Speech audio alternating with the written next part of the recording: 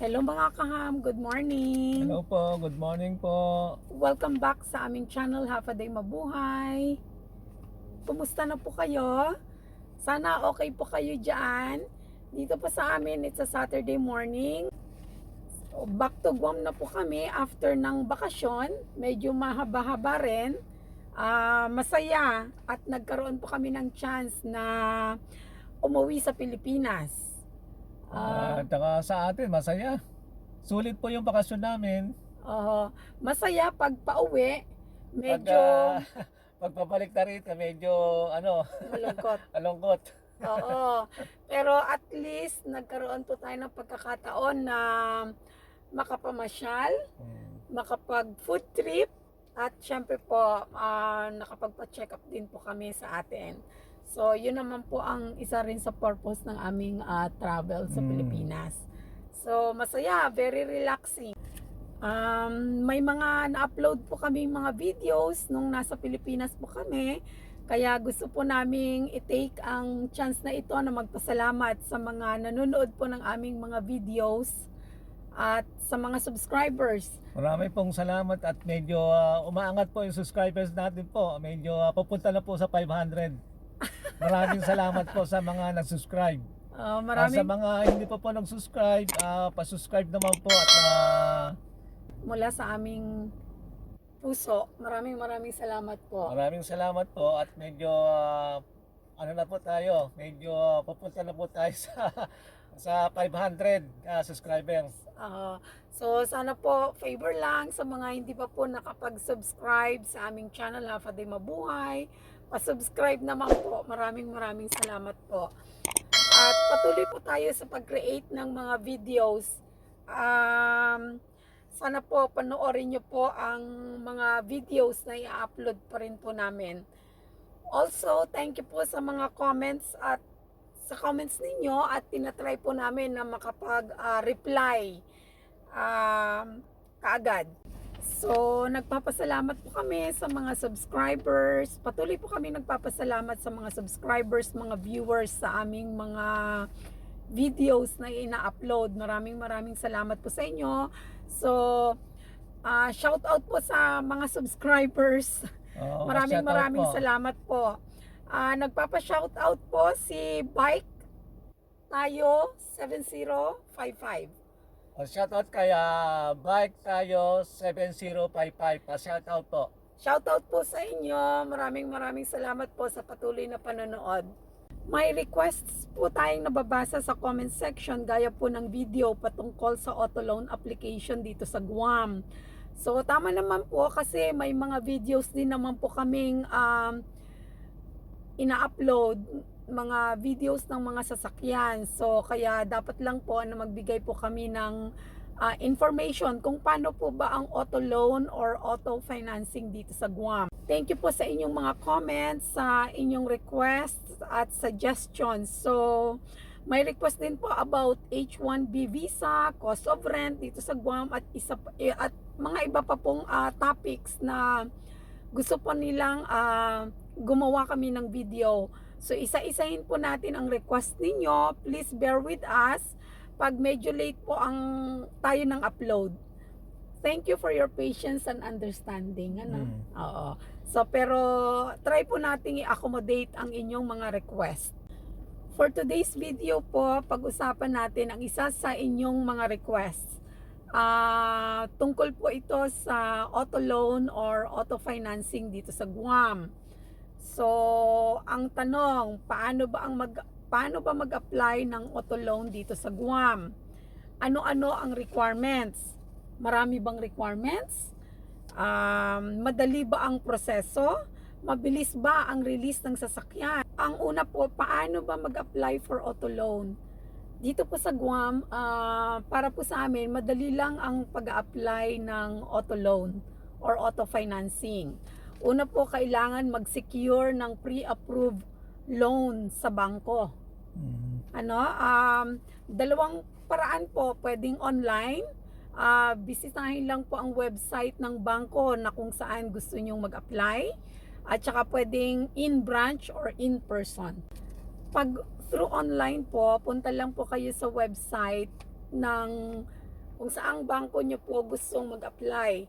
Syempre po, una po nating iisipin, ano ba ang bank na nag-o-offer ng best or lowest interest rates possible. So, syempre, mas mababang interest, mas mababa po ang magiging monthly payment. So, pag sa online po, madali lang, fast and easy lang ang application, ano? Kasi, i-fill out nyo lang po yung application form nila, and then, ibigay nyo lang yung mga necessary information na kailangan po ng bangko, kagaya po ng, syempre, yung personal information nyo, employment information, salary information, yung mga ganon. Kasi doon po nila ibabase ang inyong, ang decision nila sa inyong auto loan application.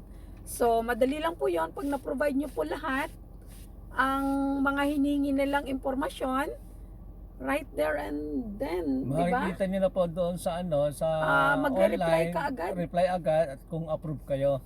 Pagka-submit ng application, ng auto loan application, minsan few minutes lang, after few minutes, nasasabi na yung status ng application.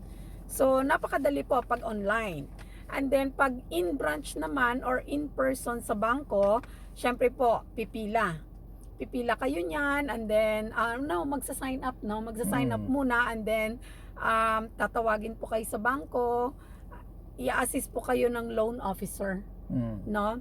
And then, ang kagandahan lang po pag in person, pwede po nilang i-calculate, magbibigay po sila ng idea sa inyo, ipe-pre-calculate nila ang inyong magiging monthly payment base po sa inyong income. Tsaka, Kung ano po ang amount na pwede nyong, na kaya nyong bayaran per month para sa inyong auto loan. Kung hanggang saan kaya mo ba, kung magkano monthly ang kaya mong bayaran. Oo, ipi-pre-calculate po nila yon sa inyo. So, online or in branch or in person, pupunta po kayo sa bangko. Nangyayari naman po yon na whether online or in bank or in person ang application, pwede po kayong mag-try sa mga 2 or 3 bangko para po malaman nyo kung saang bangko po or anong bank ang pwedeng magbigay sa inyo ng best or lowest interest rates possible. So at least may option po kayo. Kung itong si bangko 2.99, baka naman itong isang bangko 1.99, as low as 1.99% ang APR.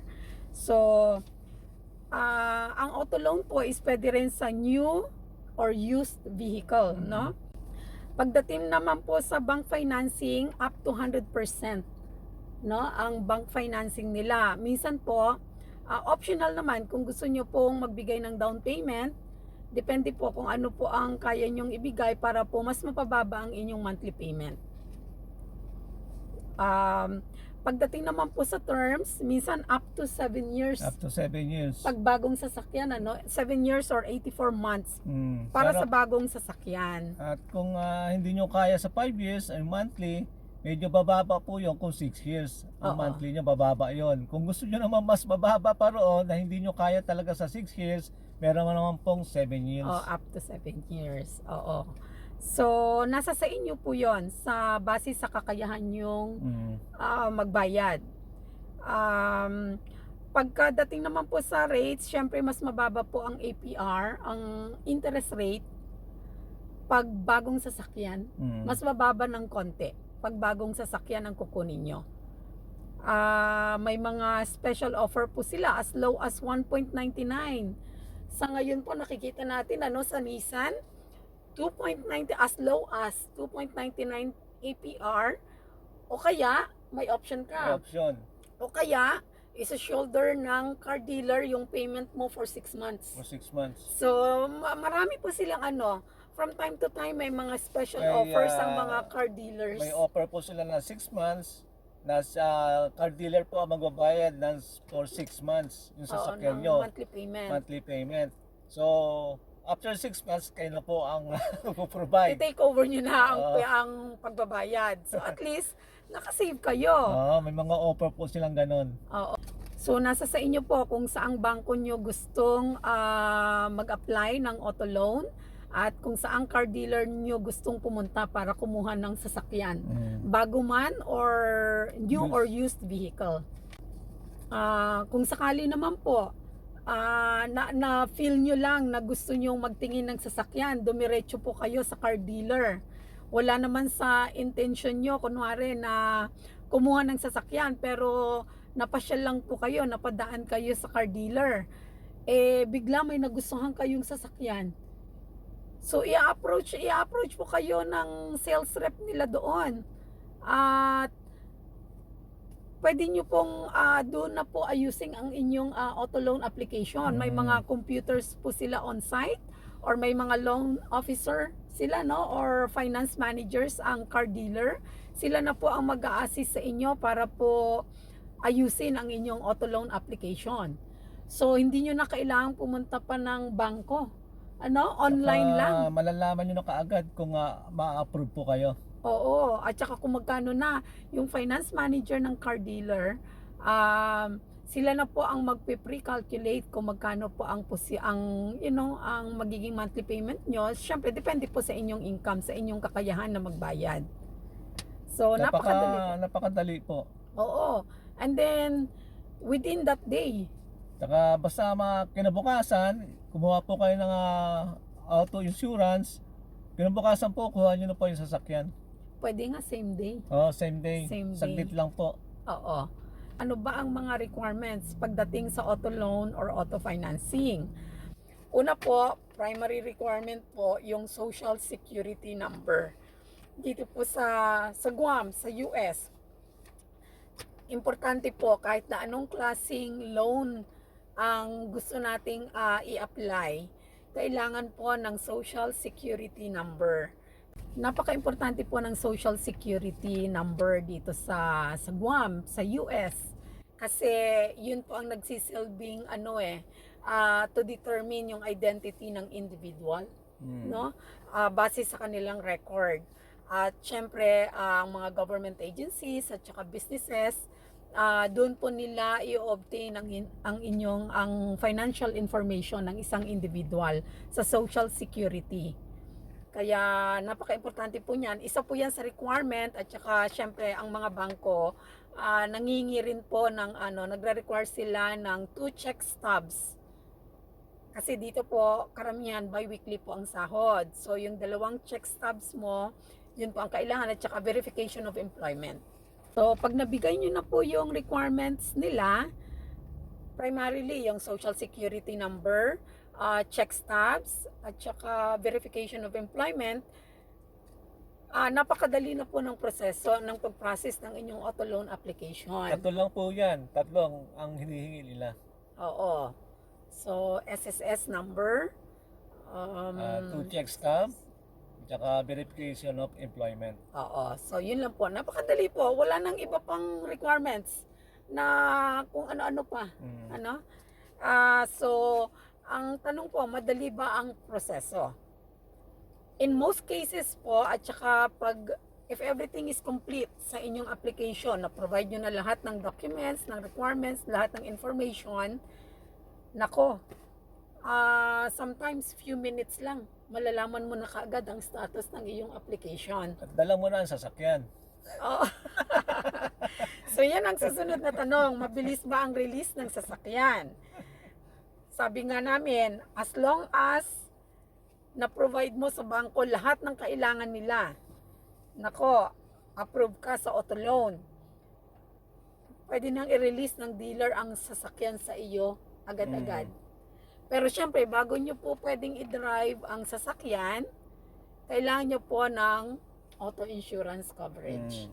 Syempre, hindi po papayagan na i-drive ang sasakyan palabas ng car dealer nang walang auto insurance, na hindi insured ang inyong sasakyan. For your protection din po.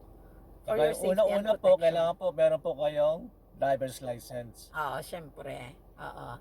So, yun ang kailangan. Valid driver's license. Hindi po pwedeng expired. So, mahigpit po ang Guam sa ganyan. Hindi po pwedeng lulusot na hindi valid ang iyong driver's license, syempre titingnan din po yan ng car dealer bago po i-release ang inyong sasakyan. So kahit naman na approve na ang inyong auto loan, kailan po sumunod din tayo. Mabanggit din po namin from time to time ang mga car dealers po dito, meron silang tinatawag na tent sale event na kung saan may mga special offers sila, no? Mga special promotions sa kanilang mga sasakyan, whether new or auto or used na mga sasakyan. So pag ganun po, pagpunta nyo po sa car dealer, meron na rin pong mga bank loan officers doon. So parang magiging one-stop shop po siya. Pili kayo na sasakyan, mag-apply kayo for auto loan, meron na pong bangko, representative ng bank na nandoon na mag-aasikaso po sa inyong auto loan. Baka nga pati mga insurance companies, no? Mga auto insurance companies. So one-stop shop. Pili kayo ng sasakyan or magpa-pre-approve muna kayo sa bank loan officer. Pili na kayo ng sasakyan, kuha na kayo ng auto insurance, i-drive nyo na yung sasakyan nyo pa Napakadali uwi. po. Walk-in lang yun po, ha? Walk-in. Walk-in lang. Walk-in kayo, pero pag alis nyo, dala nyo na yung sasakyan. Oo, basta syempre na dumaan na kayo sa maayos na proseso. So ang sinasabi lang po namin, andun lang po one-stop shop, car dealer na, i-assist na kayo, mayroon ng bank officer, mayroon ng baka mga auto insurance company, may mga representative na sila doon. So iba-ibang bangko po yan, minsan pa nandoon, ano? Representative from other banks. So, napakadali po ng proseso. Basta syempre po, alam din po natin ang ating kakayahan para magbayad ng ating auto loan. Kasi sa inyo po yun, malalaman nyo talaga kung approve kayo o hindi. Kasi sa sitwasyon po ng trabaho nyo, at saka yung, siyempre yung financial na statement nyo, kung ma-approve kayo. Yeah, so, ganun po kabilis. Parang in one sitting lang, matatapos mo kaagad. Na? Matatapos mo from applying to releasing ng sasakyan. Whether bago or used. Ito ang isang maganda. Pag meron na po kayong current na sasakyan, pwede nyo pong i-trade in sa kanila. Kung gusto nyong Kung gusto mag-upgrade. nyo ma-upgrade na sasakyan, gusto nyo pong bago o kaya used, na gusto nyo pong i-trade yun sa sasakyan nyo, pwede po. Oo. So, at least mas Kung ang monthly yung sasakyan nyo ay sa 300 o less than 300, doon po sila babase. Oo. Sa pipiliin yung sasakyan, kung gusto nyo pong i-maintain ang inyong current monthly payment, then pwede po nila kayong i-assist doon or medyo mababa pa sa current monthly payment nyo. Tapos gusto nyo kumuha ng bago or used pero upgraded na sasakyan. Pwede po yon, posible po yon. So, kukunin po nila yung sasakyan nyo kung magkano value po ng sasakyan nyo. And then ipapasa na doon sa bagong unit na kukunin nyo. So madali po.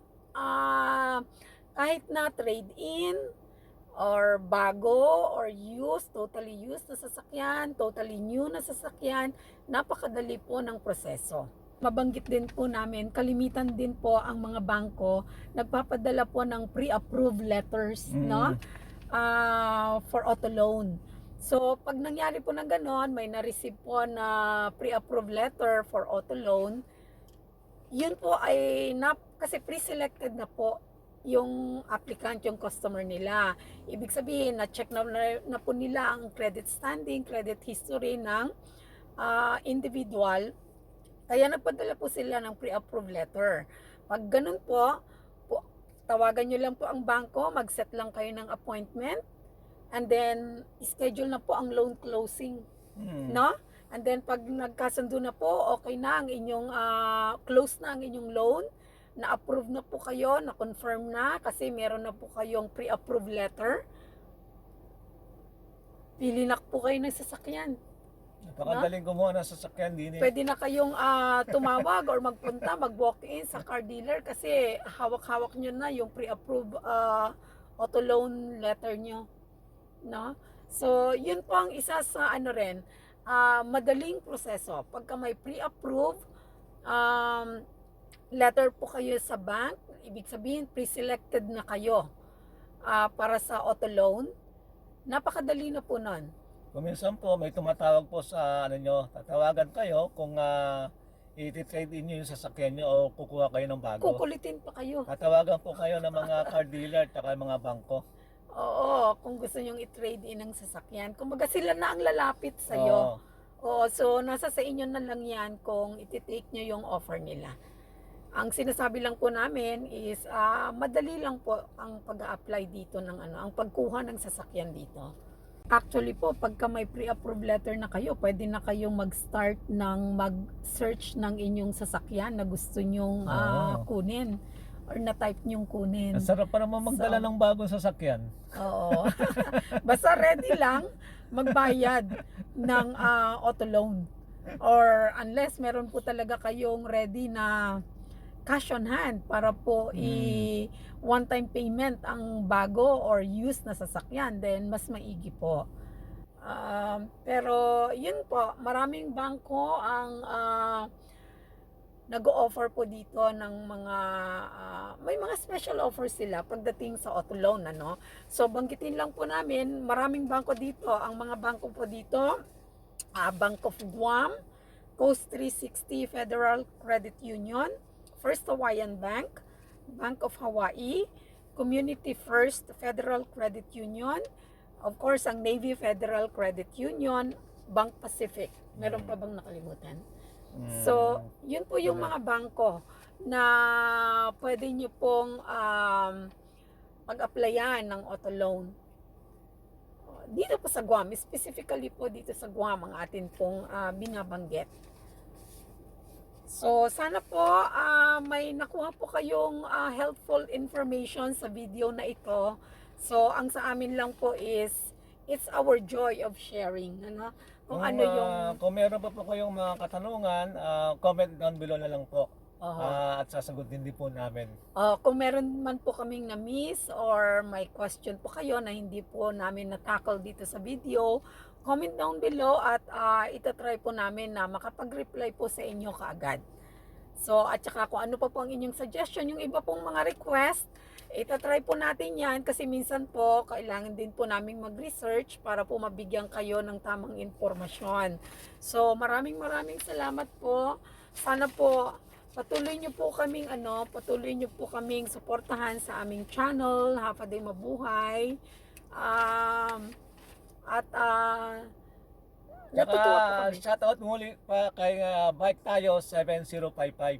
Shoutout po ulit sa inyo. Maraming salamat po. Kung gusto nyo po magpa-shoutout sa aming munting channel, welcome na welcome po. Maraming salamat po sa inyong suporta sa aming channel. Maraming salamat po. Favor po, sana pa-subscribe po sa aming channel, Half a Day Mabuhay. Pa-subscribe naman po. Para po makapag-going on 500 subscribers na po kami. Sana po papunta na po sana tayo. Tulungan nyo po kami na ma-achieve ang 1,000 subscribers. Maraming salamat po. Thank you po sa support nyo sa aming munting channel. Maraming salamat po sa mga nag-subscribe. Sana po yung mga hindi po nag-subscribe, subscribe naman po sa aming channel. May mga viewers po na hindi naman nakakapag-subscribe. Please subscribe po sa aming channel, Half a Day Mabuhay. Maraming salamat po from the bottom of our hearts. Maraming salamat po at God bless po.